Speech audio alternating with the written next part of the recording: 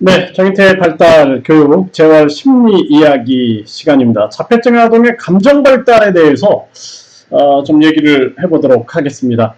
전에도 한번 말씀을 드렸는데요. 이 자폐성 장애 아동들에게 가장 중요한 게 감정 발달이에요. 감정 발달. 왜 감정 발달이 중요하냐 이 부분에 대해서 제가 여러 번 좀 설명을 해드려야 될 것 같은데요. 일단은 이 지금 표를 보시면은 이 표를 보시면은 인간의 이 감정이라는 측면들이 이 정서가 이제 감정인데요. 정서는 감정입니다. 이 감정이라는 측면들이 기초 영역인 거예요. 그래서 인지와 정서와 기억이 기초 영역이 됩니다. 그래서 인간의 뇌세포를 보게 되면은 이 뇌세포가 이렇게 생겼어요. 이렇게 이게 뇌세포가 이렇게 생겼는데 여기 뇌세포체가 있는 거예요. 뇌세포체. 여기 이제 인간의 기억이 형성되게 되죠.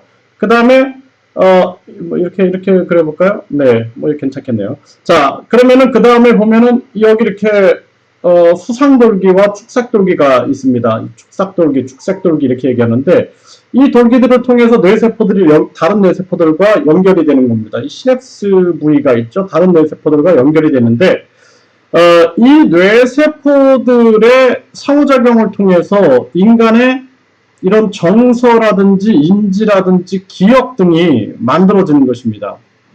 특히 사람이 예를 들어 생각을 할 때 보면 이렇게 위에 있는 대뇌가 막 활동을 하게 됩니다. 대뇌가 활동하는 것을 우리가 뭐 CT 촬영이라든지 각종 뇌 촬영으로 이걸 목격할 수가 있게 되죠. 그 다음에 이 안쪽에 대뇌 변형계가 이렇게 있어요. 대뇌 변형계. 이 대뇌 변형계에 인간의 감정이 만들어질 때 이 대뇌 변형계가 작용을 하게 됩니다. 그 다음에 이것을 우리가 뇌관이라고 볼까요? 뇌관. 뇌관은 아주 본능의 뇌라고 보시면 돼요. 본능의 뇌. 예, 그래서 이렇게 형성이 되어 있는 겁니다. 인간의 뇌예요. 그렇죠? 그래서 뱀 같은 경우에는 이 뇌관, 아주 본능의 뇌만 가지고 작용을 하고 있죠. 그런데 동물들 보면 이 대뇌 변형계까지 이렇게 있어요. 인간은 대뇌가 있고 대뇌 피질이 있어서 고도의 정신 능력을 발휘해낼 수가 있는 겁니다. 그러니까 인간의 정신 능력은 다 뇌에서 일어나고 있는 것이죠. 그런데 이 대뇌와 대뇌 변형계와 뇌관이 잘 연결이 되어야지 생각과 감정과 기억이 상호작용을 잘할 수가 있게 되는 거예요. 그 자폐성 장애 아동들 보면은 인지 능력이나 언어 능력, 근데 이 언어 능력에 있어서도 인지적 언어인 거예요. 자, 다시 이거 설명드릴게요. 다시 보세요. 자, 기초 영역의 인지와 기억과 정서. 자, 인지는 생각이에요. 쉽게 생각하세요. 기억 아시죠? 정서는 감정입니다. 그 생각과 감정과 기억이 언어와 행동으로 나타나는 거예요. 그래서 인간의 생각이 말이 되고 생각이 행동이 되고 감정이 말이 되고 감정이 행동이 되고 있는 겁니다. 이해되셨죠? 그래서 이것이 이 5가지가 작용해서 상위 영역으로 사회성이 만들어지고 있는 거예요. 사회성. 그래서 이렇게 기초 영역, 중간 영역, 사회성 영역인데 자폐성 장애 아동들의 특징 중에 보면 기억력은 좋으나 상상력은 없다 이런 얘기를 하거든요. 또 인지 능력이 뛰어난 아이들이 또 있어요. 인지 능력이. 그래서 우리가 아스퍼거 증후군 같은 경우 보면은 인지 능력에는 별 장애가 없는데 서번트 장애, 어떤 재능을 뛰어나게 보이는 아이들 보면은 와, 이 어떤 재능은 굉장한데 어떤 피아노를 외워서 친다든지 그림을 기억했다가 그린다든지 이런 게 뛰어난 거죠. 지하철의 모든 그 역을 다 외운다든지. 그런데 중요한 건 감정이 발달이 안 돼서 제가 알고 있는 성인 자폐성 장애 아스퍼거 증후군 이분은 보면은 나이가 40대 지금 50대 됐겠네요. 50대 됐는데 와, 인지 능력, 기억 능력 뛰어납니다. 진짜 기억 정확하게 하고 있고요. 인지 능력은 대학생 이상이에요. 정확하게 사고해서 얘기를 합니다. 그런데 감정 조절 능력이라든지 정서 발달이 일어나지 않아가지고 이거는 뭐 한 유치원생 수준에 머물러 있어요. 예, 그래서 언어의 이런 정서적 다양한 표현들이 부족하고 행동에도 이 정서적 표현들이 부족하고 또 표정 있죠. 표정을 행동에 넣어볼까요? 그냥 그러면 표정도 보면은 이 표정에도 정서가 잘 나타나지 않아요. 그래서 얼굴에 보면 굳은 표정이 나타나게 됩니다.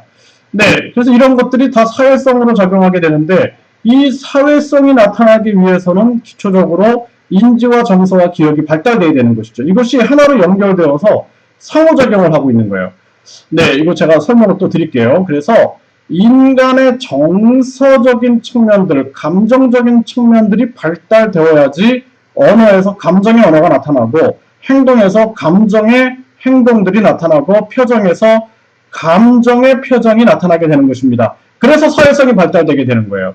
그래서 우리가 생각하기에, 제가 재활을 할 때 보면은 많은 부모님들이 어떤 글을 읽는다든지 수를 읽는다든지 이런 인지적인 부분에 초점을 굉장히 많이 맞추는 경우가 되게 많아요. 그런데 감정적인 발달이 일어나지 않으면 사회성 발달이 일어나지 않는 거예요. 그래서 혼자 책을 본다든지, 혼자 수를 외운다든지, 혼자 뭔가를 조립한다든지 이런 능력은 나타나고 있는데 감정적 발달은 나타나지 않는 거죠. 이게 문제가 될 수가 있는 것입니다. 그래서 제가 오늘 자폐증 아동들의 감정 발달 두 번째 시간에는 제가 이런 말씀을 지금 드린 겁니다. 그래서 감정 발달이 있어야지 언어의 감정의 세계가 드러나고 행동과 표정의 감정의 세계가 드러난다. 그것이 사회성의 굉장히 중요한 요소가 된다라는 측면들을 말씀을 드렸습니다. 어떻게 감정 발달시킬 수가 있을까요? 어떻게? 방법은 놀이예요. 놀이. 접촉놀이. 많이 안아주고, 그리고 손도 잡아주고, 이런 접촉놀이들.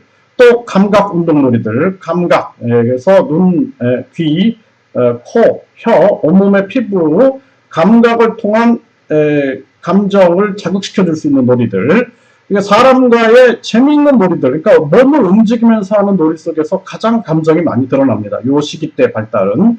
그래서 아이의 손을 잡고 달리기를 한다든지, 아이의 손을 잡고 빙빙 돈다든지, 아이를 안고 매트에서 구른다든지, 아이랑 같이 뭐 다양하게 지그재그 달리기를 한다든지 이런 운동을 하면 굉장히 좋습니다. 그래서 주변에 보면은 요즘에 그 아이들 운동센터들이 굉장히 많아요. 그런 운동센터에 가서 이런 재활 활동들을 해주면은 아이들의 감정 발달들이 일어나게 되고, 나중에는 감정 조절 능력 발달이 일어나야 됩니다. 이것이 굉장히 중요한 발달의 모습이다, 이렇게 볼 수가 있게 되겠습니다.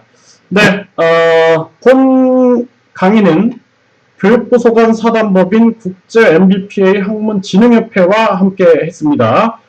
네, 여러분들이 더 궁금한 점 있으시면 댓글 남겨주시면 제가 답변 드릴 거고요.